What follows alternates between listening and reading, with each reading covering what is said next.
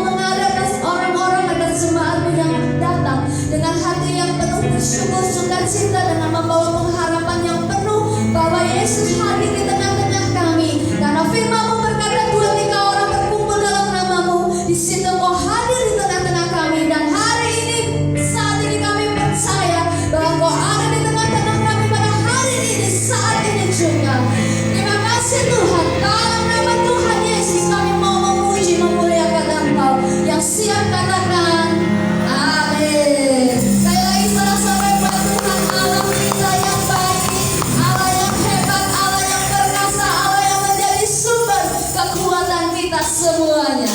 Haleluya. Hanya Tuhan satu-satunya yang menjadi sumber kekuatan kita. Saat kita lelah, saat kita berdurung, Tuhan menjadi kekuatan dan sandaran kita.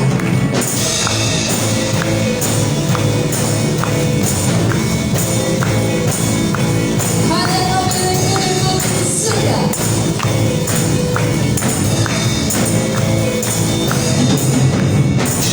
Hanya Kau milikku di surga.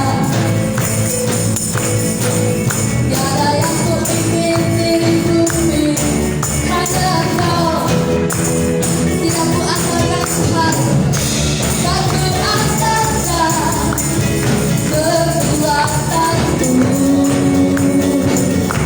Namun yang pasti tak terlaksana, Allah sumber, Allah sumber, kuatku, Allah sumber, kuatku, Allah sumber, kuatku dapatkan bersama, Allah sumber, kuatku, Allah sumber,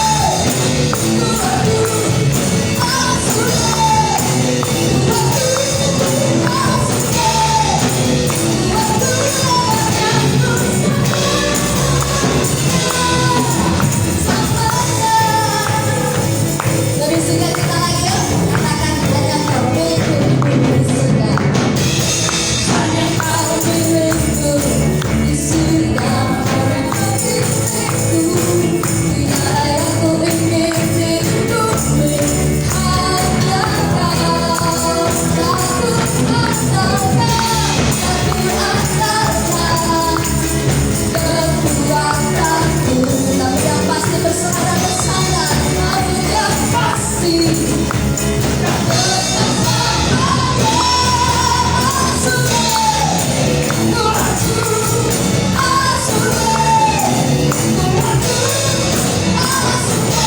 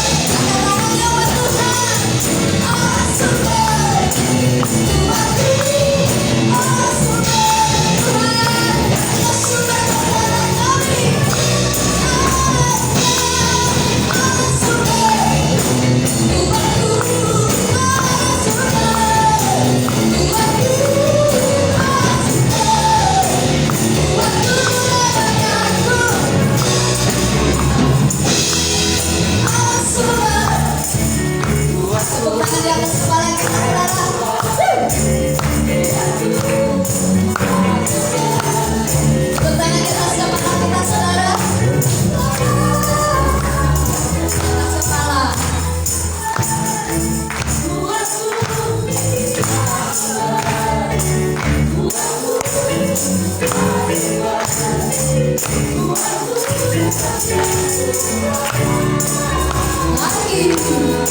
Allah sumber.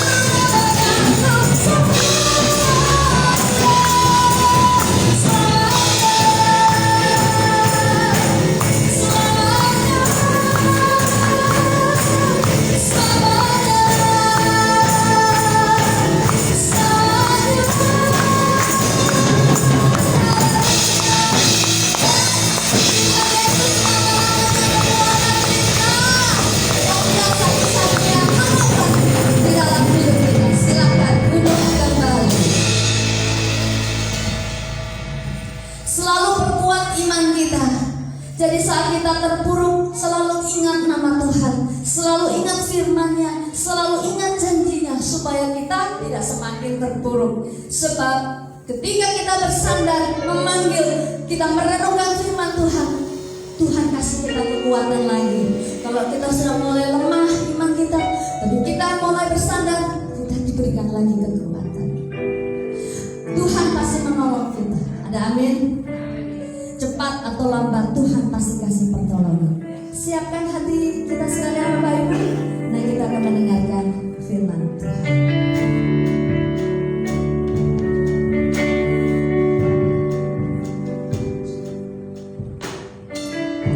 Selalu Tuhan menjawab doa, namun Dia yang terbaik di waktu yang tepat.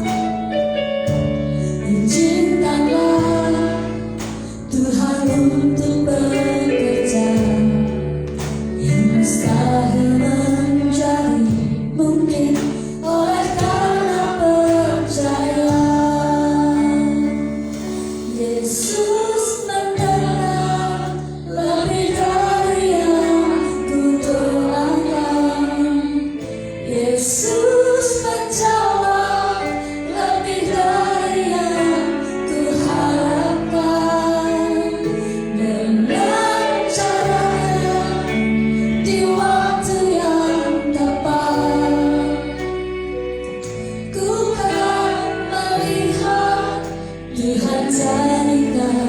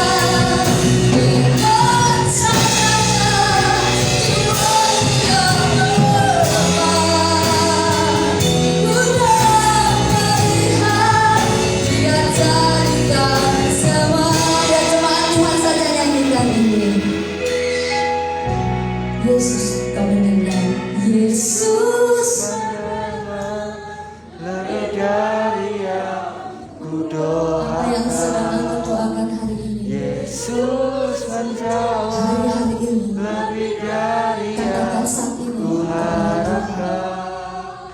Dengan caranya di waktu yang tepat, ku kan melihat Dia jadikan semua.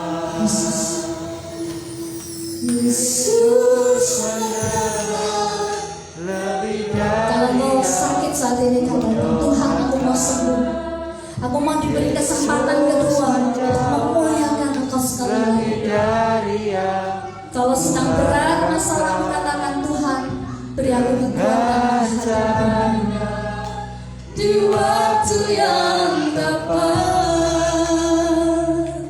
ku kan melihat Dia jadikan semua.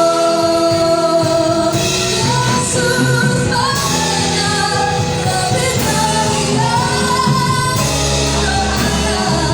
Yesus menjawab, lebih dari yang ku harapkan. Dengan caranya di waktu yang tepat,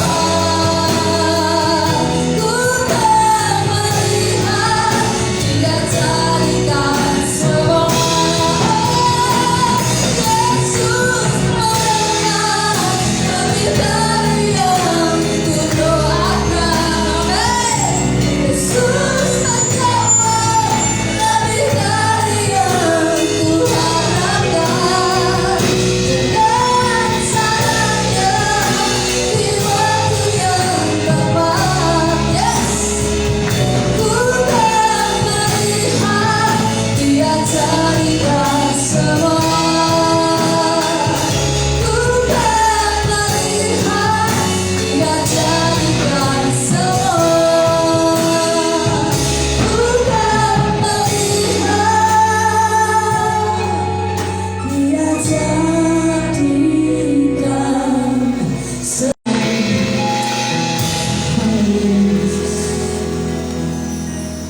Kami yakin dan percaya Tuhan, Kau sungguh baik bagi kami. Kau selalu menjawab doa kami tepat pada Yes. waktu. Kami percaya Tuhan, kami sungguh percaya kepadamu bahwa Kau selalu mendengarkan doa-doa kami. Yes. Kau selalu mengabulkan doa kami. Yes. Terima kasih Tuhan Yesus yang baik. Kalau sebentar lagi Tuhan, kami akan mendengarkan firman-Mu, firman yang akan disampaikan hamba-Mu. Kiranya firman yang ditaburkan kepada kami pada siang hari ini Tuhan, boleh tertanam dan berakar dan bertumbuh dalam Yes. hati kami. Amen. Dan kami dapat menjadi pelaku-pelaku firman yang Tuhan inginkan dalam hidup kami. Terima kasih Tuhan Yesus. Urapi hamba-Mu yang akan menyampaikan firman-Mu. Kiranya hikmat dan malifat Tuhan terus atas hamba-Mu.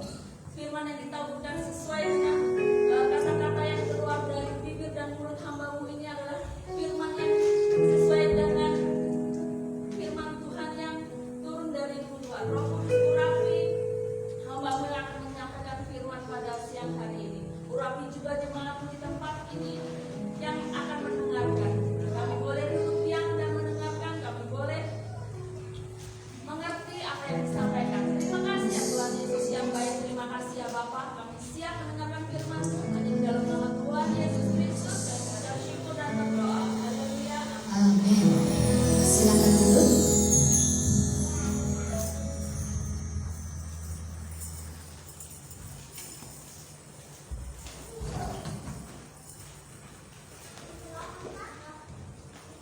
Shalom.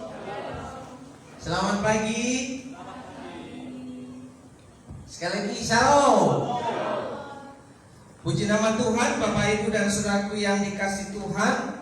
Minggu yang terakhir di bulan Juni, ya, masih ingat bulan Juni, ya. Saudaraku yang dikasih Tuhan, hari ini kita akan sama-sama belajar firman Tuhan tentang berbuah bagi Tuhan. Berbuah bagi Tuhan di minggu yang terakhir ini kita akan belajar satu hal, bahwa setiap orang itu senang mendengar kabar baik. Sekali lagi, bahwa setiap orang itu senang mendengar kabar baik. Katakan kabar baik. Ya. Sudah lama, sudah sering kita mendengar tentang kabar buruk. Ya. Kabar buruk yang terjadi dalam kehidupan kita, kabar yang tidak menyenangkan dalam kehidupan kita, yaitu kabar yang membuat kita mengalami khawatir, gelisah, ketakutan, dan membuat kehidupan kita tidak merasa tenang, Bapak Ibu yang dikasihi Tuhan. Sehingga kabar buruk itu mewarnai kehidupan kita. Ada sakit penyakit, ada kedukaan, ada yang namanya ditinggalkan, ada yang namanya mengalami kegentaran, ada yang namanya yang mengalami rasa takut yang berlebihan, ada yang namanya mengalami kekecewaan, ada yang namanya mengalami itu sesuatu yang membuat hidup kita tidak merasa nyaman. Saudaraku yang dikasihi Tuhan, semua kabar buruk itu menjadi bagian yang mewarnai kehidupan setiap orang. Tapi hari ini kita akan mendengar tentang kabar baik dari Tuhan, yaitu berbuah bagi Tuhan itu orang yang senang mengabarkan kabar baik. Ya, kita akan melihat kebenaran firman Tuhan dari Lukas pasal 24 ayat 47 dan lagi dalam namanya berita tentang pertobatan dan pengampunan dosa harus disampaikan kepada segala bangsa mulai dari Yerusalem. Ya, harus disampaikan kepada segala bangsa. Segala bangsa itu setiap orang, Bapak Ibu yang dikasihi Tuhan. Ya, segala bangsa itu sampai ke ujung bumi. Nah, yang menjadi persoalan bagi kita, apakah kita harus pergi ke luar negeri? Ya kan, itu harapannya sih. Pergi ke Amerika, ya. Pergi ke Afrika, pergi ke Korea, ngapain? Ya, ada banyak orang terpanggil untuk menjadi utusan-utusan keluar dari daerahnya. Tapi yang menjadi persoalan yang besar adalah bagaimana kita hari ini berada di ujung bumi. Jadi ketika saudara memahami tentang kebenaran firman Tuhan bahwa beritakanlah Injil, kabar baik itu sampai ke ujung bumi, ya, mulai dari Yerusalem sampai ke ujung bumi itu adalah sampai di mana saudara berada, terkecuali ada panggilan khusus bahwa saudara adalah orang yang terpanggil diutus ke suatu daerah. Misalnya pemberitaan firman Tuhan, kabar baik bahwa ada keselamatan di dalam Tuhan Yesus itu diberitakan kepada suku-suku yang terabaikan, suku-suku yang terpencil. Dan tidak semua orang punya hati. Kenapa? Karena untuk terpanggil itu dibutuhkan yang namanya pengorbanan, dibutuhkan yang namanya membuang mimpi-mimpi indahnya. Ya, kalau saya dulu punya pengharapan bahwa saya hidup di kota besar, ya, dan di sana saya akan melakukan ini, melakukan itu, ya, sudah mempersiapkan diri apa yang harus dikerjakan ketika ada di sebuah kota besar. Tapi faktanya Tuhan mengirim ke kota yang tidak terlalu besar. Ya. Purwokerto ini kota besar atau kota kecil? Kalau kita keliling kota Purwokerto itu sampai berapa menit? Artinya apa? Purwokerto itu tidak terlalu besar, ya. Dibagi hanya berapa daerah, berapa kecamatan, dan satu wilayahnya juga tidak terlalu luas.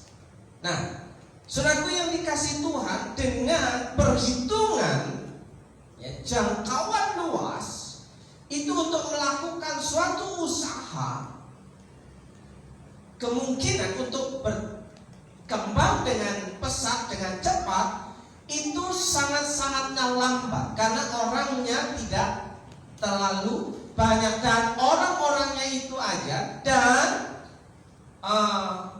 perputaran perekonomian di satu kota yang kecil itu tidak terlalu signifikan, kecuali ada banyak para pendatang. Karena biasanya di suatu kota, di suatu daerah yang notabene adalah orang-orang penduduk lama, penduduk asli, itu sudah nyaman dengan kondisinya. Makan tidak makan, kumpul, ya kan? Karena apa? Kalau orang perantauan, di mana dia harus berjuang, menempatkan posisi, kalau tidak berusaha dan bekerja dengan keras, dia tidak akan bisa survive dan melewati kehidupan itu. Kenapa? Karena tidak ada tempat sandaran bagi orang-orang perantauan. Tapi bagi orang asli, ya, penduduk asli, orang lama, itu ada banyak koneksi keluarga, ya, tempat bermain, sehingga ketika kumpul-kumpul yang terjadi adalah pasti bisa makan. Nah, saudaraku yang dikasihi Tuhan, itu yang terjadi. Mimpi-mimpi seringkali menjadi gagal. Ada yang berhasil mimpinya, ada yang gagal untuk mencapai mimpinya. Saudaraku yang dikasihi Tuhan, itu ada kabar buruk dan ada kabar baik. Nah, kabar baik hari ini apa? Alkitab menjelaskan, Alkitab mengatakan, Alkitab memberitahu bahwa orang yang senang mendengar kabar baik itu punya sesuatu yang membuat hidupnya bersemangat. Ya. Kalau kita mendengar kabar buruk, kita seringkali menjadi orang yang ciut nyalinya, orang yang tidak punya daya juang, orang yang tidak punya semangat. Karena apa? Dihantui dengan kabar buruk. Kabar buruk bisa kegagalan. Kabar buruk bisa karena tidak punya sesuatu yang bisa diandalkan. Kabar buruk karena tidak ada modal. Karena banyak orang beranggapan bahwa untuk melakukan sesuatu itu harus punya modal. Padahal kalau kita tahu bahwa kalau ingin memiliki sesuatu, sebelum punya modal, berarti kita harus melakukan sesuatu supaya ada modal. Itu berangkat dimulai dari angka 0. Ya, berangkat dimulai dari angka 0. Tidak ujuk-ujuk kita punya. Ya, orang yang punya sesuatu adalah orang yang melakukan sesuatu. Jadi Bapak Ibu yang dikasihi Tuhan, berbuah bagi Tuhan adalah orang yang melakukan sesuatu. Melakukan sesuatu apa? Adalah senang menyabarkan kabar baik. Kabar baiknya itu apa? Dan dalam namanya berita tentang pertobatan dan pengampunan dosa harus disampaikan kepada segala bangsa. Jadi Bapak Ibu, kabar baik yang disampaikan kepada orang-orang itu adalah berita tentang pertobatan dan pengampunan dosa.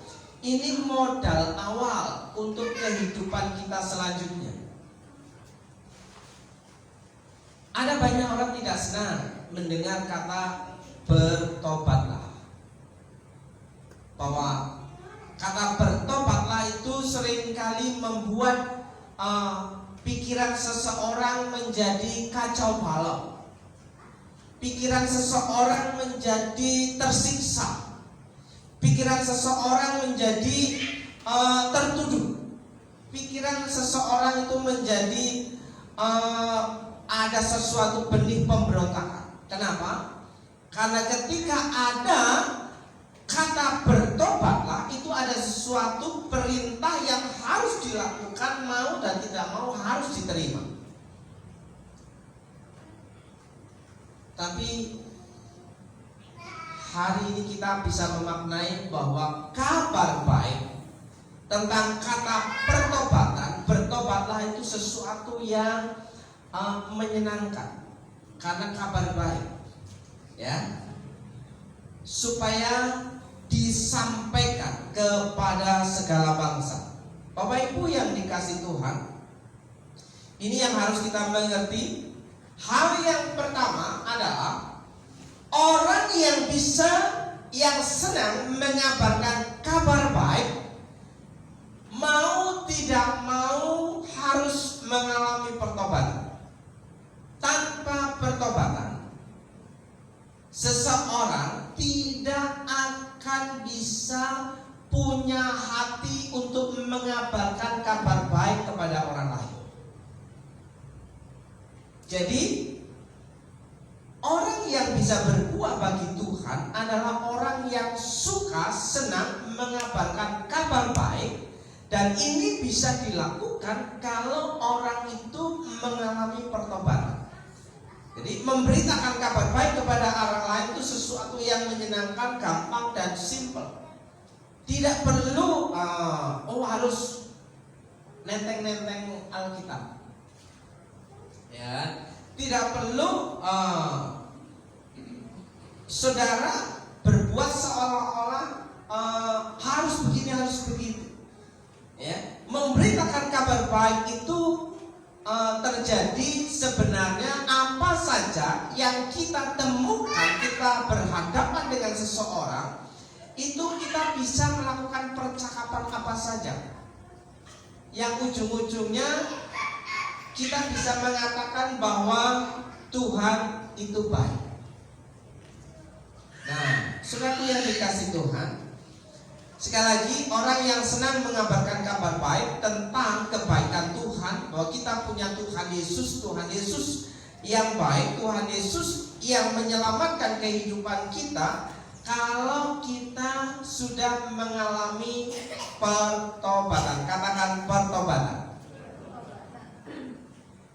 Ya, kita merasa senang memberitakan kabar baik dari Allah ketika kita sudah mengecap dan merasakan kebaikan Allah dalam Tuhan Yesus.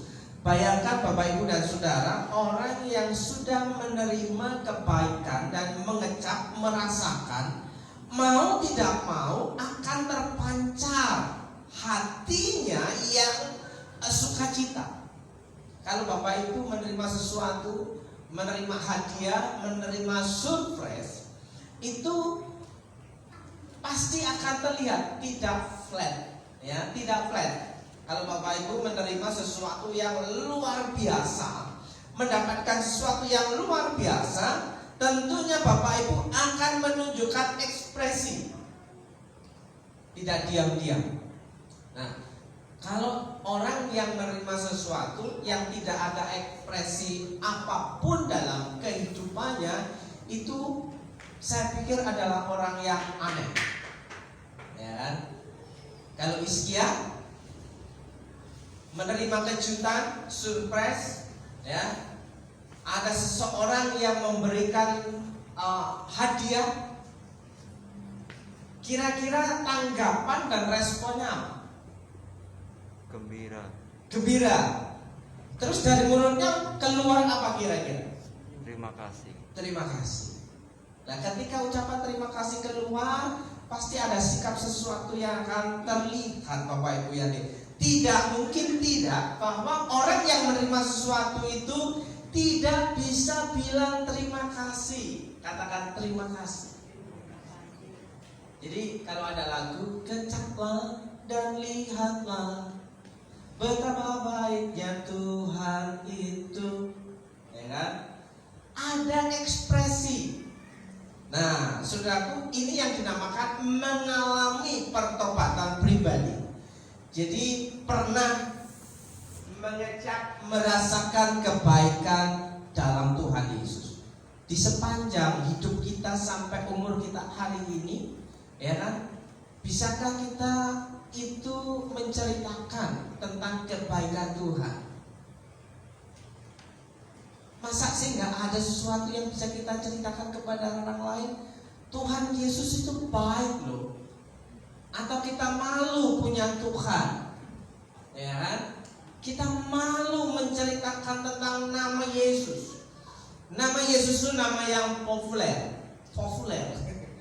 Nama Yesus itu nama yang sensitif, ya.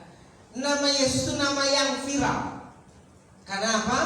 Ada banyak yang suka, ada banyak yang tidak suka. Ya, tergantung seseorang menerima kebenaran ini.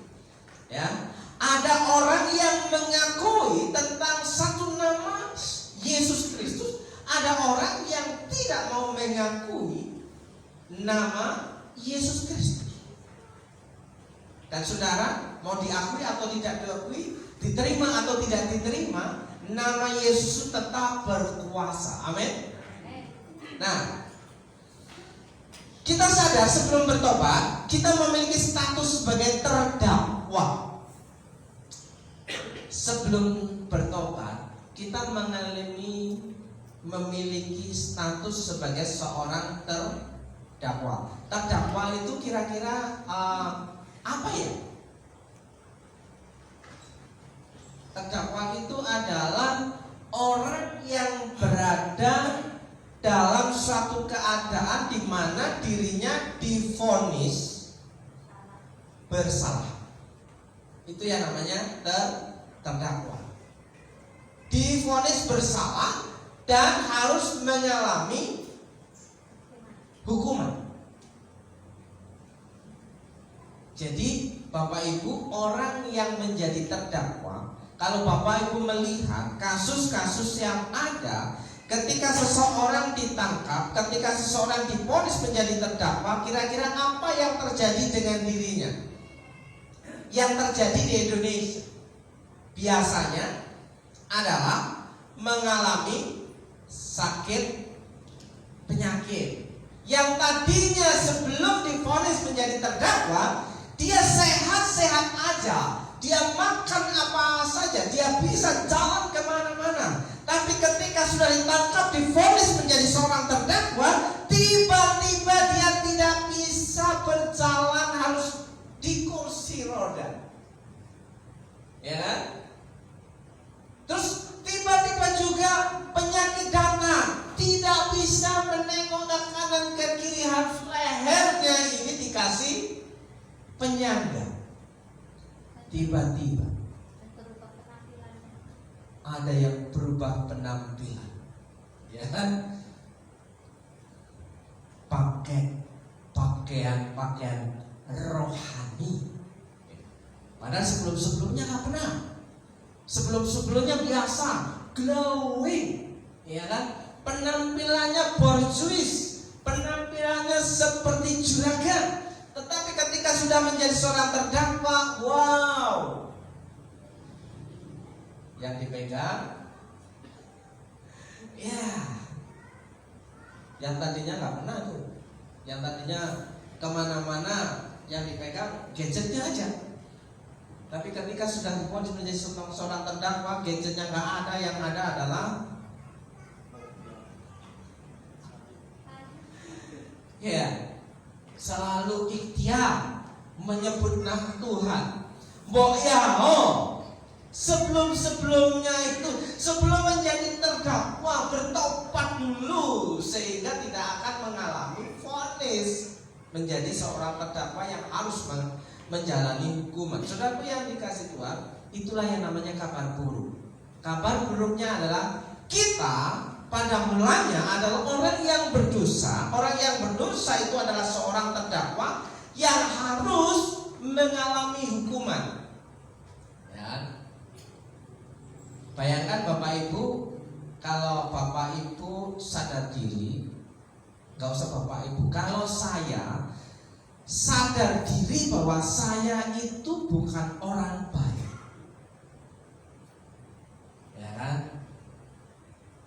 Pernah jahat? Ada yang pernah jahat? Atau sampai hari ini tetap jahat? Pernah mencuri? Ada yang pernah mencuri? Loh, kalau saya jujur, saya pernah mencuri. Pernah, ya kan? Berarti sudah terdakwa itu. Ya, pernah berbohong? Nah, bahkan sering. Apalagi pelaku bisnis yang tidak takut akan Tuhan, ya, dan dunia marketing sering memakai kata-kata manipulasi, ya, pakai data palsu, ya, prospek dengan data palsu. Nah, saudaraku yang dikasih Tuhan, ini yang terjadi. Kehidupan kita sebelumnya menjadi orang yang pernah nakal, menjadi orang yang becut, menjadi orang yang suka bohong, menjadi orang yang suka apa lagi? Kalau diceritakan kebiasaan buruk kita banyak nggak? Ngintip, ya. Ada yang nggak pernah ngintip? Ya, sekarang ini banyak orang suka ngintip. Percaya atau tidak?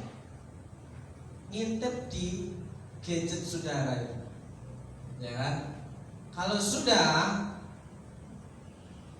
buka gadget di area jam 10 ke atas, yang keluar tampilan di media sosial, yang keluar video di media sosial itu adalah video-video yang perlu diintip. Ya kan? Kita nggak mengintip secara langsung seseorang, tapi kita ngintip bayangan orang yang ada di postingan. Ya. Terus kita suka membicarakan orang lain, kita suka marah, kita suka ngambekan. Apalagi? Suka apa lagi? Nathan suka ngambekan enggak? Hah? Jujur. Dulu, sekarang sudah bertobat ya. Puji Tuhan, papa mamanya senang. Sudah gak ngambekan, betul? Kalau nggak dibelikan, gitu kan? Saya masih ingat Nathan ini. Udah minta ikan sudah sampai rumah, gak dibelikan. Wah, pokoknya harus dibelikan. Balik lagi ke Purwokerto. Masih ingat kan? Iya. Berarti aku pernah di masa kecil. Sekarang sudah besar, ya kan? Sekarang sudah mau kuliah. Pada waktu itu masih kecil. Sudah 11 tahun, hampir 12 tahun di Purwokerto, ya kan? Tapi saudaraku yang dikasih Tuhan, mengalami pertobatan. Jadi kita semua awalnya adalah seorang terdakwa. Kita mengalami tuduhan, bahwa kita mengalami tekanan, bahwa kita akan mengalami hukuman. Tapi berita kabar baiknya ketika diberitakan dalam namanya berita pertobatan dan pengampunan dosa, ketika kita menerima Yesus Kristus sebagai Tuhan dan Juru Selamat, ada pertobatan dan ada pengampunan dosa. Dan itu membuat hidup kita menyenangkan. Katakan menyenangkan. Menyenangkan bagaimana itu Tuhan tetap begini-begini saja. Menyenangkan bagaimana itu urusan yang kedua. Ya kan? Urusan yang pertama, kita harus terbebas dari tuduhan. Ya, makanya kita sadar sebelum bertobat kita memiliki status sebagai terdakwa yang harus menghadapi hukuman murka Allah karena dosa kita. Jadi kita dibebaskan dari murka Allah. Kalau kita mendapatkan murka, amarah, ya, orang tua saja, wah, kalau dimarah sama orang tua rasanya bagaimana?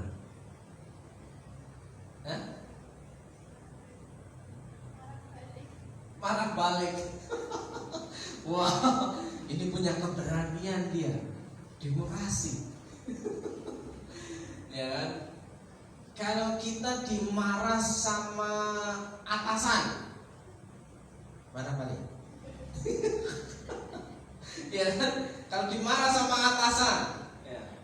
Kalau dimarah sama juragan, nah, sudah berbeda responnya. Oleh sebab itu kita adalah orang-orang yang mengecap dan merasakan kebaikan Tuhan. Amin. Yang kedua, Bapak Ibu dan Saudara yang dikasih Tuhan, kabar baik yang kedua adalah menerima pengampunan.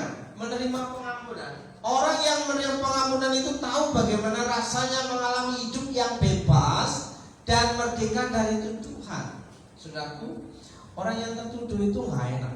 Orang yang tertuduh itu deg-degan. Orang yang tertuduh itu sepot jantung, ya, was-was. Telinganya itu selalu ingin jangan-jangan dia ngomongin saya, jangan-jangan. Padahal orang itu ngobrol biasa, tapi kita sudah sensitif, jangan-jangan ngomongin saya, ya gitu lah. Jadi orang yang belum mengalami, ya, pembebasan daripada Tuhan, dia adalah orang-orang yang tertuduh, belum merdeka.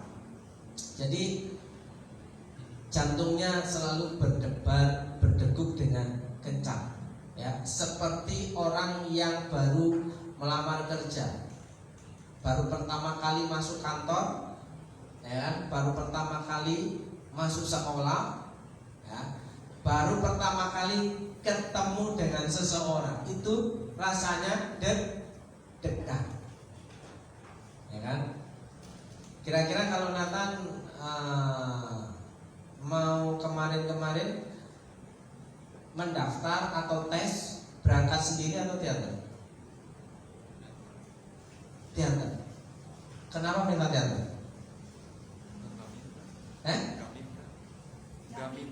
Gak minta. Kalau seandainya gak teater, apa berangkat? Yakin? Ada temennya. Oh, ada temennya. Adakah di tempat ini punya kesan pertama ketika masuk ke sebuah bank? Atau ketika saudara masuk ke sebuah hotel? Ada punya kesan? Atau ada seseorang yang baru pernah satu kali atau pertama naik pesawat terbang? Kira-kira apa yang dirasakan?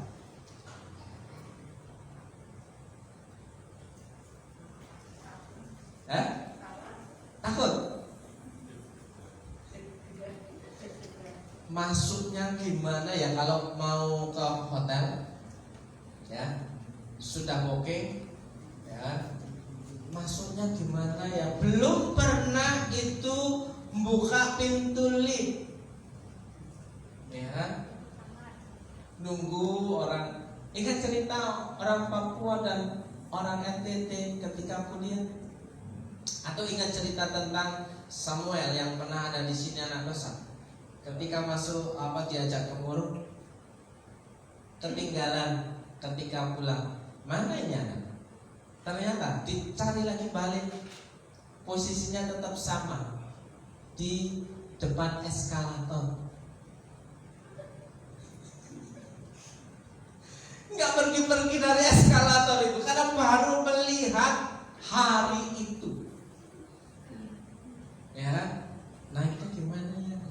Sama seperti mau masuk lift atau sama seperti mau naik pesawat terbang. Nanti gimana ya, rutenya gimana ya, jalannya, terus bawa barangnya, naruh barangnya gimana ya, terus nanti ngambilnya gimana ya. Deg-degan. Ya, itu karena baru pertama.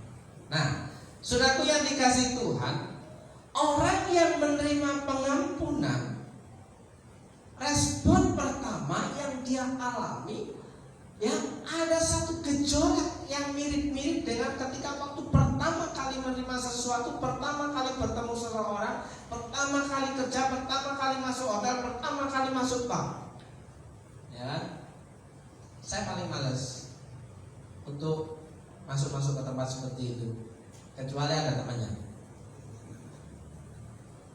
Ya. Dan istri saya juga pernah mengalami hal itu. Ya, untuk masuk ke hotel, ya, untuk naik lift, bingung. Karena apa? Di Purwokerto dulu kan ada lift. Ada lift tahun berapa? Ya kan? Moro ada lift berapa lama? Kan? Terus hotel-hotel masih hotel-hotel kecil, ya kan? Tapi ketika sudah dilatih masuk, masuk, lihat dulu, menjadi satu hal yang luar biasa, pengalaman yang luar biasa. Begitu juga pengampunan dari Tuhan, itu satu pengalaman yang luar biasa, yang mau tidak mau harus diceritakan kepada orang lain. Jangan disimpan. Karena apa? Kalau orang lain pernah mengalami hal yang sama, menjadi orang yang tertuduh, menjadi terdakwa, hidup tidak nyaman, hidup tidak menyenangkan, sampaikan kabar baik. Dalam Tuhan Yesus ada berita kabar baik. Ada berita pertobatan, menerima perubahan, dan ada berita pengampunan, ya, terbebas dari tuduhan.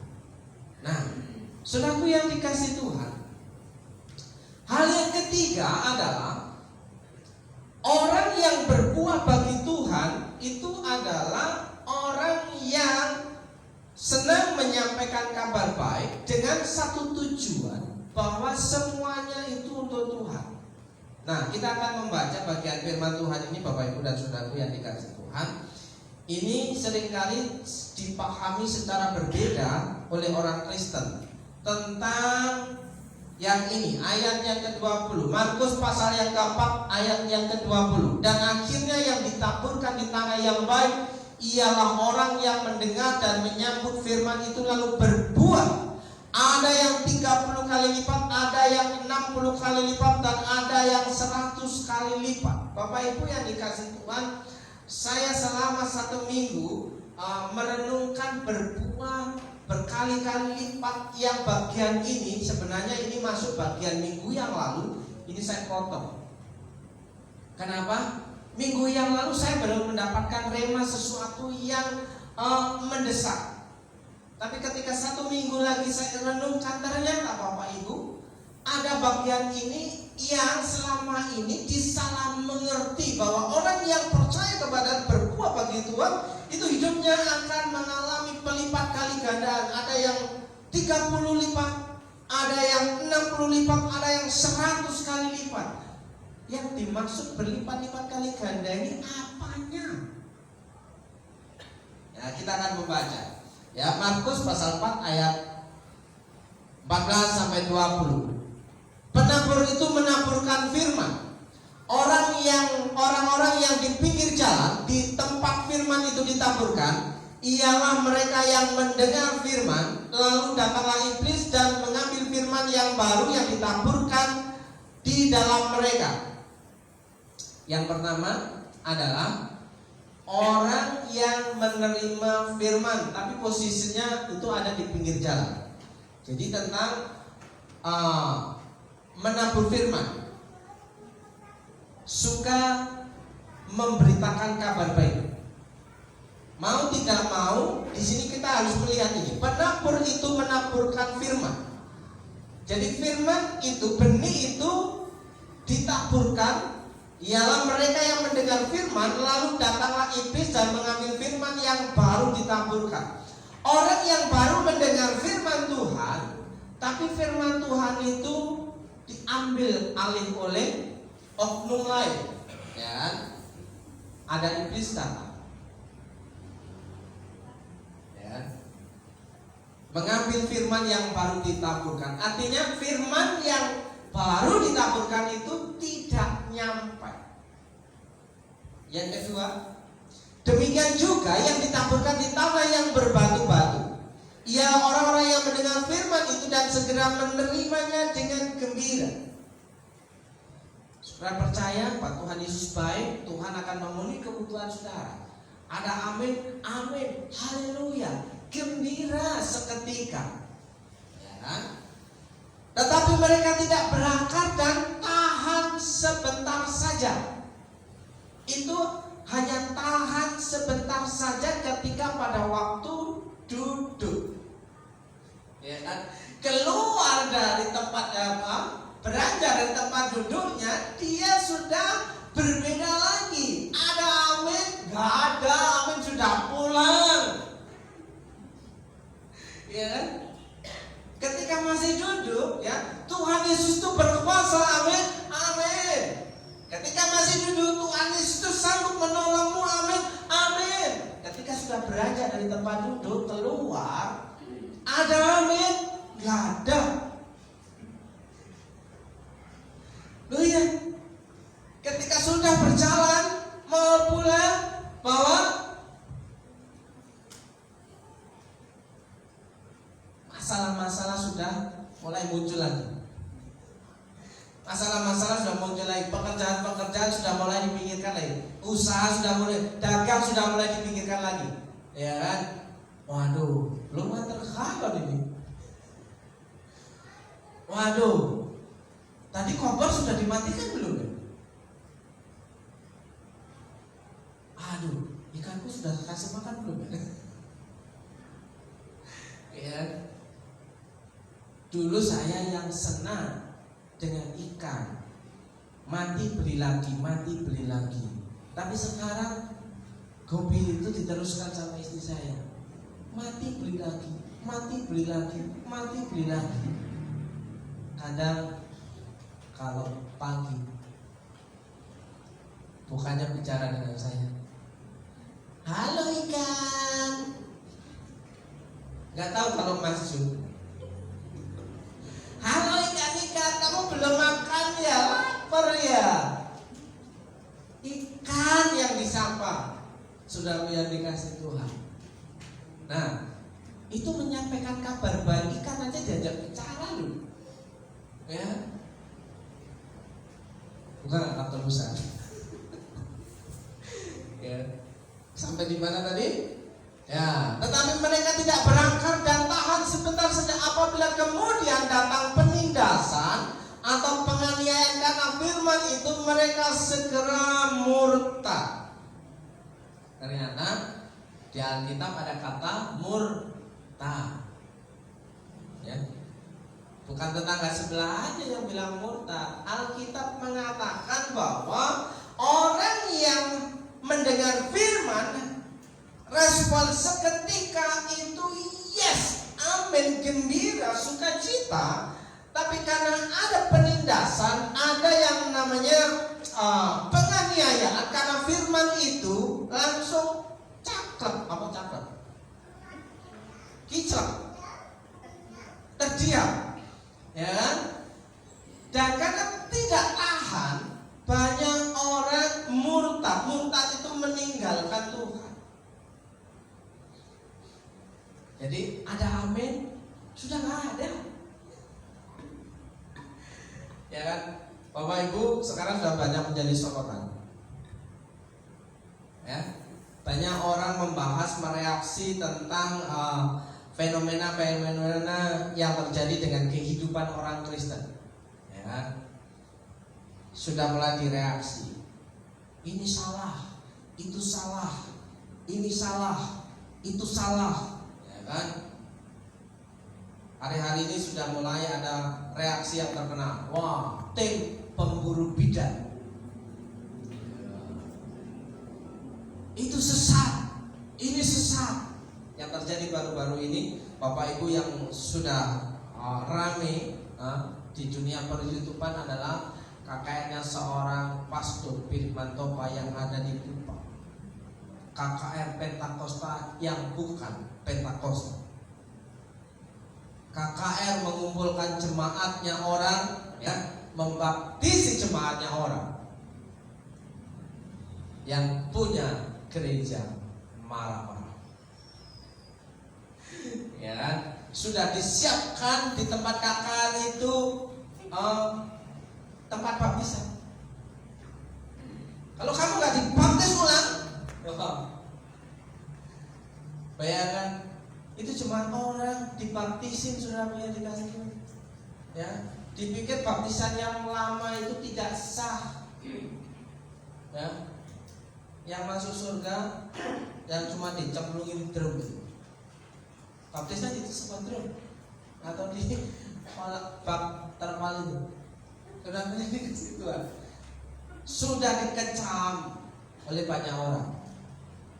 KKR Pentakosta yang tidak Pentakosta, KKR Pentakosta palsu katanya. Kalau saudara melihat reaksi-reaksi yang ada sekarang. Nah, saudaraku yang dikasih tahu, ketika saat itu ada banyak ketika di kebaktian yang besar dia bisa sukacita. Di kebaktian yang besar dia bisa cingkrak-cingkrak, lompat-lompat. Ya, siapa yang pernah ketika kebaktian yang luar biasa itu lompat-lompatnya sangat tinggi, ya. Tapi kenapa ketika ada di gerejanya dia tidak bisa bergerak apapun? Ketika di gor, ya, ketika ada KKR besar, ya, wah, bisa melompat-lompat. Atau karena gelap, ya. Tapi kenapa di ibadahnya tempatnya sendiri tidak bisa? Bukankah ungkapan reaksi badan tubuh kita itu tergantung hati kita kepada Tuhan, bukan tergantung tempatnya. Nah, saudara yang dikasih Tuhan, gembira seketika dan segera murtad. Itu yang benih ditabur di tanah yang berbatu-batu. Sementara yang pertama, benih itu langsung mati karena diambil, karena ditabur di pinggir jalan. Ayat 18, dan yang lain ialah yang ditaburkan di tengah semak duri, itulah yang mendengar firman itu, lalu kekhawatiran dunia ini dan tipu daya, kekayaan dan keinginan-keinginan akan hal yang lain masuklah menghimpit firman itu sehingga tidak berbuah. Kenapa tidak berbuah? Karena dihimpit oleh yang namanya kekhawatiran, ya, ditaburkan di tengah semak duri. Kekhawatiran seseorang itu kira-kira tidak terlalu luas, hanya seputar tentang kekayaan dan kesehatan. Ada yang gak khawatir tentang model yang pertama, kekayaan? Nanti cukup enggak ya? Nanti cukup enggak ya? Kalau enggak cukup, jadi khawatir. Ya, kekayaan ini kalau tidak punya, lah nanti untuk beli beras apa? Untuk beli lauk apa? Ya, untuk ongkos jalan apa? Apalagi Untuk biaya pendidikan anak apa? Bukankah itu berbicara soal materi? Dan yang kedua adalah berbicara tentang kesehatan, ya kan? Kalau sakit, ya kan? Biasanya kita akan kok nggak sembuh-sembuh ya? Kok nggak sembuh-sembuh ya? Bapak Ibu dan Saudaraku yang dikasih Tuhan, latihlah iman saudara supaya iman kita itu bisa berbuah, bukan dihimpit oleh kekhawatiran dunia soal kekayaan. Ya.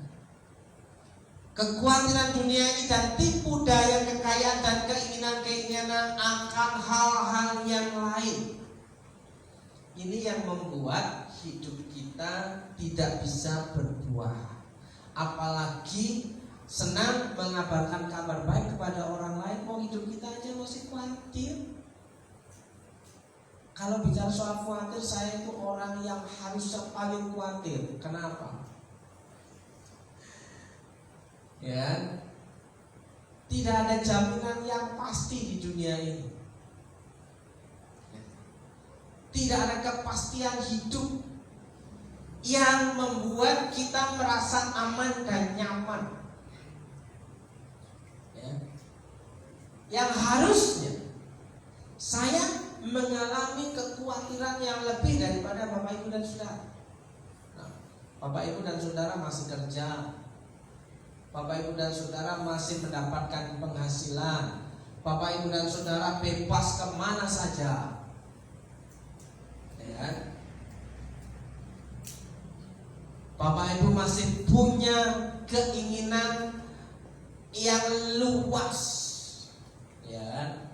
Punya keinginan yang luas itu mau pergi kemana aja, ya bisa. Mau melakukan apa saja bisa. Mau mengejar keinginan yang ini bisa, yang itu bisa. Ya, karena apa? Karena Bapak Ibu ada di dalam ruang lingkup yang luas. Harusnya lebih bebas. Ya. Tapi di sini kita melihat bahwa ada yang menghantui kehidupan kita, kekhawatiran dan keinginan-keinginan kita. Kita ingin seperti orang lain. Kita selalu membandingkan orang lain. Orang lain itu punya ini, saya harus punya itu. Ya. Bapak Ibu yang dikasih Tuhan, kalau tidak memakai sesuatu yang mahal, seolah-olah harga diri saya itu rendah. Keinginan-keinginan muncul, materi yang diinginkan muncul, sehingga mengalami kekhawatiran. Dan firman itu tidak membuat hidup kita mengalami perubahan. Ya. Bapak Ibu yang dikasih Tuhan, kenapa saya bisa sampai hari ini percaya dan mau melayani Tuhan? Karena saya tahu Tuhan yang saya sembah adalah Tuhan yang hidup. Amin. Tuhan yang saya sembah, Tuhan yang Bapak Ibu Saudara sembah adalah Tuhan yang luar biasa baik. Ya. Maka saya berusaha untuk menceritakan hal itu kepada orang lain, walaupun itu dengan cara-cara yang biasa-biasa. Salah satu hal, saya sering pergi ke tukang rongsok, tukang loak, tukang barang bekas, ya, untuk bisa berbicara kepada mereka, ya, berbicara dengan barang-barang yang mereka miliki, barang-barang yang mereka jual. Sangat mudah, Bapak Ibu dan Saudaraku. Barang yang mereka jual adalah barang bekas, barang loak yang harganya sangat murah. Dengan demikian, kita sebenarnya adalah mirip dengan barang bekas itu. Kenapa?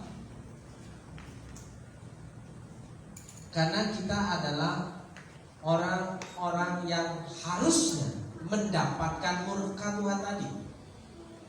Tapi di situ ketika ada seseorang yang menghargai dengan nilai, maka di situ barang bekas itu menjadi bernilai dan ada manfaatnya. Baru cerita Tuhan itu baik. Khawatir? Oh enggak, saya ketika punya uang Bapak Ibu, saya langsung pergi. Ketika saya dikasih modal sama istri saya langsung pergi kemana? Tukang loak. Pulang-pulang ya bawa loakan, hasil loakan ya, barang bekas. Hobi saya begitu, senang saya. Karena apa? Bisa bicara dengan mereka, bisa ngobrol dengan mereka, ya kan? Ke penjualnya bisa, ke tukang permaknya bisa, ke tukang servisnya bisa. Wah, banyak cara untuk memberitakan kabar baik. Makanya di sini kekhawatiran itu, keinginan itu bisa mau tidak mau harus dikendalikan. Dan yang terakhir, ayat 20. Dan akhirnya yang ditaburkan di tanah yang baik ialah orang yang mendengar dan menyambut firman itu, lalu berbuah. Hidup yang berbuah bagi Tuhan, yaitu menerima taburan firman di tanah hati yang baik. Ada yang 30 kali lipat, ada yang 60 kali lipat, dan ada yang 100 kali. Kita akan lihat sebenarnya konteks berkali-kali lipatnya apa Bapak Ibu. Ya, dalam Markus pasal yang 8 ayat 20, ya. Dalam terjemahan firman Allah yang hidup itu mengatakan, tetapi tanah yang subur melukiskan hati yang benar-benar menerima firman Allah. Tanah yang subur itu menggambarkan hati yang benar-benar menerima firman Allah, yang menghasilkan panen yang berkelimpahan bagi Allah. Jadi yang panen itu Allah, bukan kita. Ya, menghasilkan panen yang berkelimpahan bagi Allah 30, 60 bahkan 100 kali lipat dari jumlah yang ditanamkan dalam hati mereka. Benih firman Tuhan yang kita tabur ke orang-orang itu berlipat-lipat kali ganda. Yang panen itu Allah, bukan kita. Terus di dalam Matius pasal 13 ayat 23, yang ditaburkan di tanah yang baik ialah orang yang mendengar firman itu dan mengerti, dan karena itu ia berbuah. Ada yang 100 kali lipat, ada yang 60 kali lipat, ada yang 30 kali lipat. Ya, tanah yang subur melambangkan hati yang mendengar berita itu dan memahaminya serta pergi dan menghasilkan 30, 60 atau bahkan 100 orang lain bagi kerajaan surga. Jadi yang panen itu adalah Allah, mengabarkan kabar baik untuk kerajaan surga. Makanya firman Tuhan dalam Matius 6 ayat 33, carilah dahulu apa? Kerajaan Allah dan kebenarannya. Carilah dahulu kerajaan Allah dan kebenarannya. Di sini yang punya proyek adalah Allah. Panen yang berkelimpahan bagi Allah, ya, bagi kerajaan surga. Nah, Bapak Ibu yang saudara yang dikasih Tuhan, apakah kita senang mengabarkan kabar baik kepada orang lain? Atau kita merasa bagaimana caranya untuk melakukannya? Atau kita sama sekali tidak sadar bahwa dengan gampangnya ketika kita merasakan bahwa kebaikan Tuhan itu ada dalam hidup kita, itu kita gampang sekali ngomong dengan orang lain, Tuhan itu baik, Tuhan itu baik. Percaya kepada Tuhan, kita mendapatkan pengampunan. Orang yang diampuni dosanya adalah orang yang mengalami kebebasan dari murka Allah. Di situ kita bisa melakukan sesuatu dengan maksimal tanpa dihantui ancaman. Saudara akan melakukan pekerjaan itu dengan maksimal. tanpa dihantui rasa takut, saudara akan mengerjakan pekerjaan saudara dengan maksimal. Tapi kalau dihantui ancaman, dihantui ketakutan, maka saudara akan nervous, saudara akan banyak salahnya, saudara akan banyak gagalnya. Tapi ketika saudara, hati saudara plong, sukacita karena Tuhan, maka saudara akan mengalami hasil yang maksimal. Bagian ini buah pertobatan. Yesus berkata, demikian juga akan ada sukacita di surga karena satu orang berdosa yang bertobat, lebih daripada sukacita karena 99 orang benar yang tidak memerlukan pertobatan. Satu orang bertobat, bukan satu orang pergi, ya kan, meninggalkan gereja, ya, dijenguk, ya, dikunjungi, dinasehati, tapi nggak mau nggak bertobat, itu tetap dipertahankan. Energi saudara dan saya akan habis di sana. Tapi yang Tuhan Yesus mau, demikian juga akan ada sukacita di surga karena satu orang berdosa yang bertobat. Kuncinya adalah bertobat. Orang yang bertobat itu tidak disuruh-suruh ibadah. Orang yang bertobat itu tidak disuruh-suruh ayo ke gereja, ya. Dia akan sadar dengan sendirinya bahwa ada buah pertobatan dalam kehidupannya.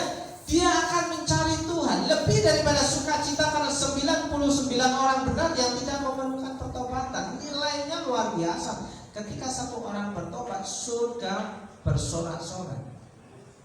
Amin. Apalagi di dalam rumah saudara ada satu orang bertobat, pasti ada sukacita yang luar biasa. Wah, syukuran, ya. Jadi hasilkanlah buah-buah yang sesuai dengan pertobatan. Demikian Bapak Ibu dan Saudaraku yang dikasihi Tuhan, mengakhiri bulan Juni, berbuah bagi Tuhan adalah suka atau senang mengabarkan kabar baik yang daripada Tuhan, bahwa di dalam Tuhan Yesus ada berita pertobatan dan berita pengampunan dosa. Pemain musik dan band silakan maju ke depan.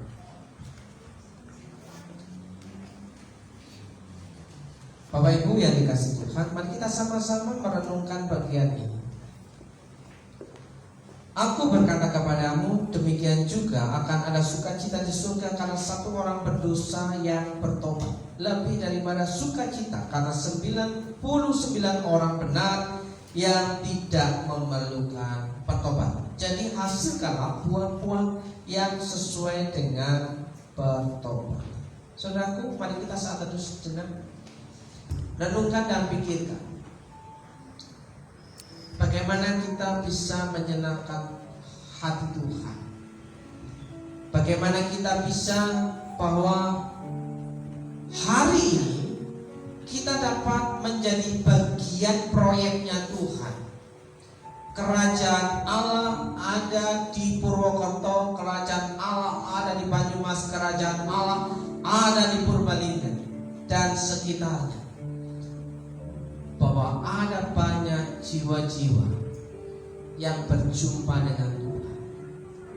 Itu masing-masing adalah bagian kita sebagai orang yang percaya kepada Tuhan, di mana menghasilkan panen bagi Allah.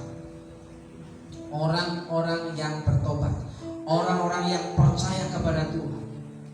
Dan kita hari ini, apakah sudah termasuk bagian orang yang sudah mengalami dan mengecap kebaikan Tuhan itu? Jika belum, terima dan percaya Tuhan Yesus sebagai Tuhan dan Juru Selamat. Jika sudah, kabarkan sukacita, kabar baik itu kepada orang-orang di sekitar saudara yang saudara jumpa. Jangan hanya diam saja. pastikan bahwa kita adalah pelaku, bukan penonton. Terima kasih Tuhan, kami mengucap syukur buat kebaikan-Mu. Engkau Allah yang baik. Hari ini kami tahu bahwa ada kabar baik dari Tuhan. Pada dalam namanya ada berita tentang pertobatan dan pengampunan dosa. Dan hari ini kami mau mengambil bagian. Kami adalah salah satu di antara para pekerjanya Tuhan yang mau mengambil bagian untuk proyeknya Tuhan. Nama Tuhan dimuliakan di kota kami. Terima kasih Bapak, dalam berkat nama Yesus Tuhan yang kami percaya, yang percaya bahwa Tuhan Yesus itu baik dan teramat sangat baik. Katakan amin. Puji Tuhan, kita sudah diberkati dengan firman Tuhan di siang hari ini. Saatnya kita akan memberikan persembahan yang terbaik dan pekerjaan Tuhan. Ada 2 persembahan, satu yang akan diedarkan, yang kedua adalah kotak di belakang kameramen. Saya mohon untuk para petugas maju ke depan dan biarlah setiap kita bawa setiap persembahan kita kepada Tuhan. Mari kita berdoa. Tuhan yang baik, kami persilakan untuk berdoa.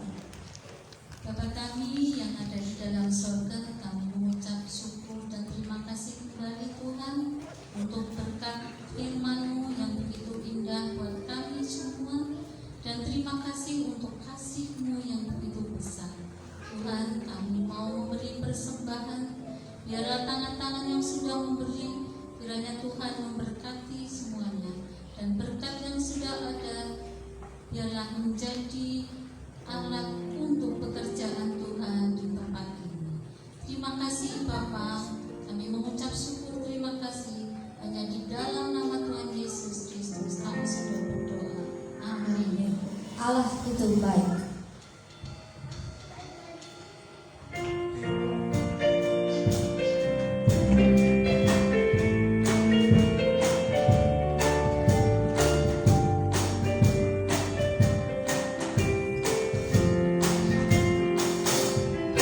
Allah itu baik, sebaik bagiku, ditunjukkannya kasih setianya yang menyediakan yang ku perlukan, menyatakan kebaikan, menyatakan kebaikan, menyatakan kebaikannya padaku, kasih setianya, kasih setianya tak pernah berubah.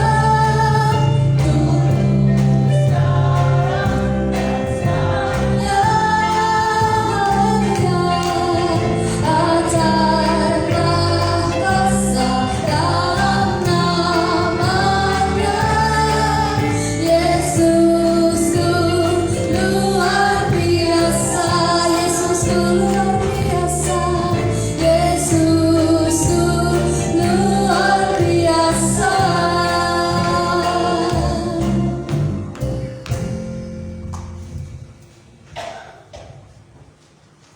Bapak Ibu yang dikasih Tuhan, kita akan mengakhiri ibadah kita. Saya menjemput Bapak Ibu dan Saudara untuk bangkit berdiri.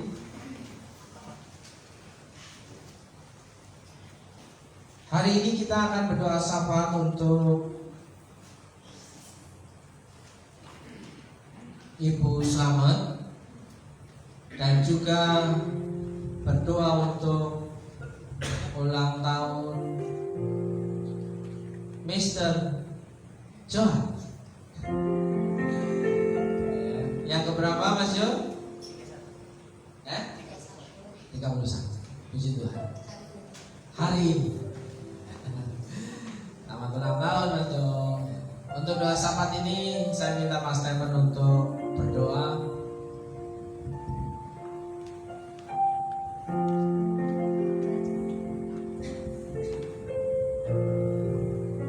Mari kita berdoa. Kami bersyukur dan berterima kasih Tuhan atas kemurahan Tuhan, atas pertolongan Tuhan, dan atas lawatan Tuhan sepanjang waktu di dalam kami beribadah pagi hari ini. Kami pada saat ini berdoa buat Mas Johan, karena Tuhan memberkati di hari ulang tahun yang ke-31 di hari ini. Kiranya berkat kasih karunia yang dari Allah Bapa menyertai Mas Jo dan selamanya.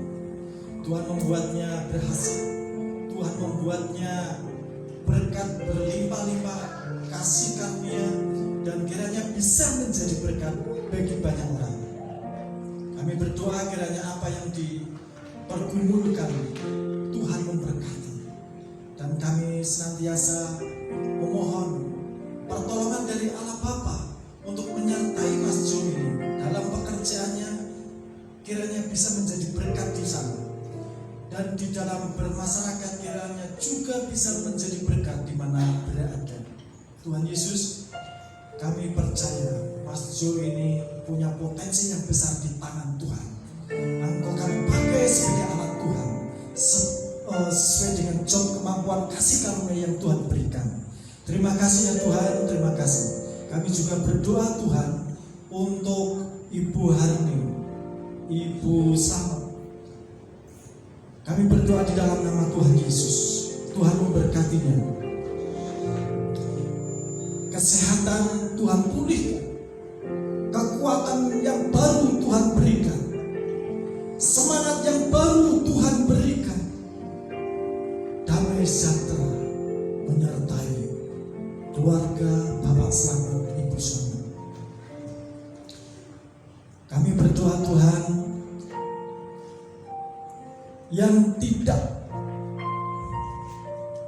yang mustahil, tetapi kami percaya di dalam Tuhan tidak ada sesuatu yang mustahil. Kuasa Tuhan melebihi kemampuan para dokter, kuasa Tuhan melebihi dari apa yang kita pikirkan.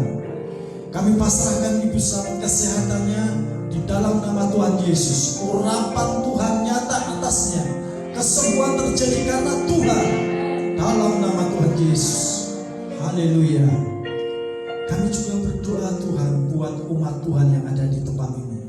Pergumulan-pergumulan yang ada kami bawa di dalam nama Tuhan Yesus Kristus. Karena kami percaya apa yang tidak pernah kami pikirkan, apa yang tak pernah kami lihat, apa yang tak pernah kami dengar telinga kami, Engkau sudah sediakan itu semuanya bagi kami yang percaya kepada Tuhan.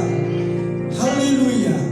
Oleh karena itu Tuhan, kami pasrah. Apa yang akan kami lakukan di dalam nama Tuhan Yesus Kristus. Engkau tuntun langkah hidup kami Tuhan, untuk bisa menjadi orang-orang yang berhasil. Apa yang kami ciptakan bagi anak-anak yang sekolah Tuhan berkati. Tuhan berikan kecerdasan, kepandaian, sehingga anakmu ini punya potensi-potensi yang luar biasa. Karena anak-anakmu ini ada di dalam genggaman Tuhan. Engkau kan jadikan mutiara, emas di masanya Tuhan. Kami juga berdoa Tuhan bagi yang bisnismen, bagi yang punya pekerjaan di mana berada anak-anakmu ini Tuhan, Engkau kan pakai. Karena semuanya ini demi hormat kemuliaan nama Tuhan Yesus. Haleluya. Kami juga berdoa pelayanan yang ada di tempat ini, gereja GPIS ini, Tuhan memberkati, berkat jiwa-jiwa baru, berkat-berkat yang luar biasa yang tak pernah kami doakan, yang tak pernah kami pikirkan, apa yang tak pernah kami sebutkan. Tuhan, kami percaya Engkau sudah menyediakannya. Untuk pembiayaan organisasi, untuk pembiayaan harian, untuk pembiayaan bulanan, kami bawa di dalam nama Tuhan Yesus. Tuhan Yesus, kami percaya Tuhan, kuasa-Mu melebihi apa yang kami pikirkan. Oleh karena itu ya Bapak, kami berserah. Terima kasih Tuhan, terima kasih. Kiranya kasih karunia-Mu menyertai kami semua. Di dalam nama Tuhan Yesus Kristus kami serahkan segenap doa kami. Haleluya. Bapak Ibu dan Saudaraku yang dikasihi Tuhan, mari kita pulang dengan menerima berkat firman Tuhan. Dan terimalah doa berkat saudara. Jika kau baik-baik mendengarkan suara Tuhan Allahmu dan melakukan dengan setia segala perintahnya yang kusampaikan kepadamu pada hari ini, maka Tuhan Allahmu akan mengangkat engkau di atas segala bangsa di bumi. Segala berkat ini akan datang kepadamu dan menjadi bagianmu jika engkau mendengarkan suara Tuhan Allahmu. Dalam berkat nama Yesus, Tuhan memberkati engkau dan melindungi engkau. Tuhan menyinari engkau dengan wajah-Nya dan memberi engkau kasih karunia. Tuhan menghadapkan wajah-Nya kepadamu dan memberi engkau damai sejahtera. Dalam berkat nama Yesus, Tuhan memberkati saudara. Tuhan memberkati keluarga saudara. Tuhan memberkati anak-anak saudara. Tuhan memberkati seisi rumah saudara. Dalam berkat nama Yesus, Tuhan memberkati apa yang menjadi pekerjaan saudara. Tokomu, warungmu, usahamu, apa yang menjadi jerih-lelahmu, Tuhan memberkati dan memberikan keberuntungan. Dalam berkat nama Yesus, bukan hanya sekedar untung, tapi keberuntungan. Dalam berkat nama Yesus, untuk saudara yang percaya bahwa Tuhan Yesus itu hebat,